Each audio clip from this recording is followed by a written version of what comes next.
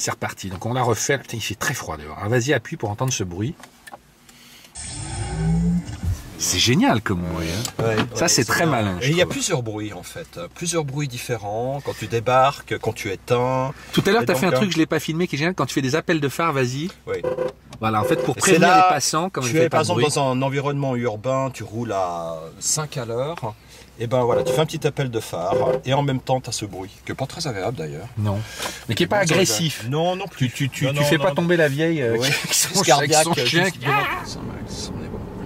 Tu dirais que c'est neutre comme comportement là, comme ça Je dirais que c'est plutôt assez sécurisant comme comportement, que c'est pas l'idée que j'ai de la bagnole américaine typique, ça chaloupe molle, pas, voilà, trop souple.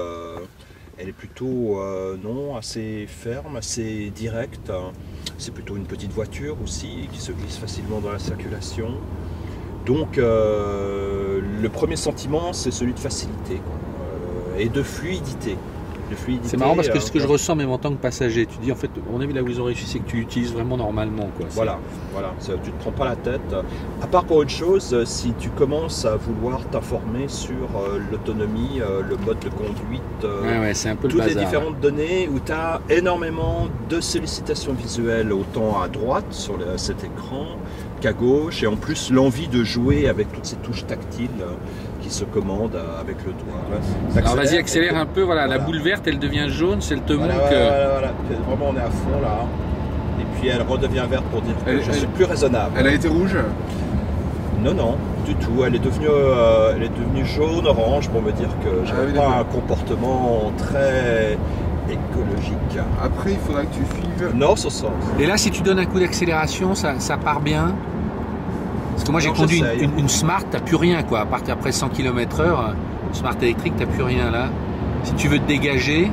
Ouais, il y a eu un petit temps de latence quand même, mais là ça accélère franchement. C'était très progressif, ça n'a plus rien à voir avec l'accélération que tu as au départ. Au départ, où là c'est typiquement électrique, c'est-à-dire très vif et linéaire à la fois. Où vraiment tu as l'impression d'avoir une espèce d'élastique qui te bouffe, propulse en avant comme ça.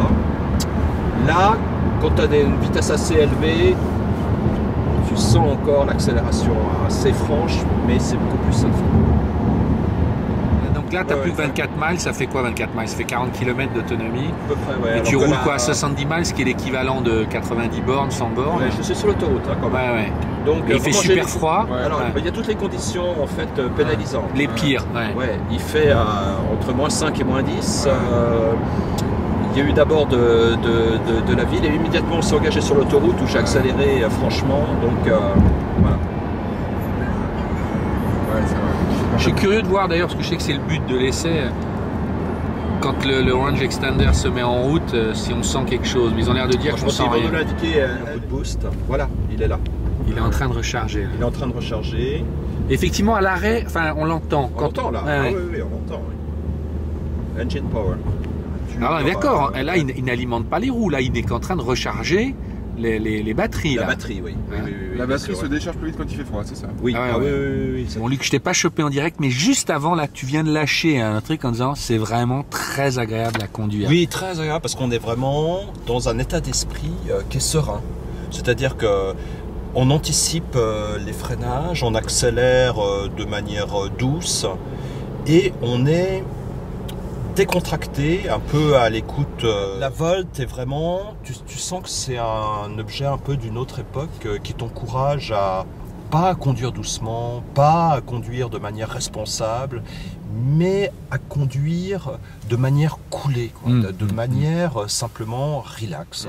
Peut-être qu'en définitive c'est une voiture qui est très américaine pour ça, avec cet aspect très justement décontracté, low-key, où vraiment on se laisse aller.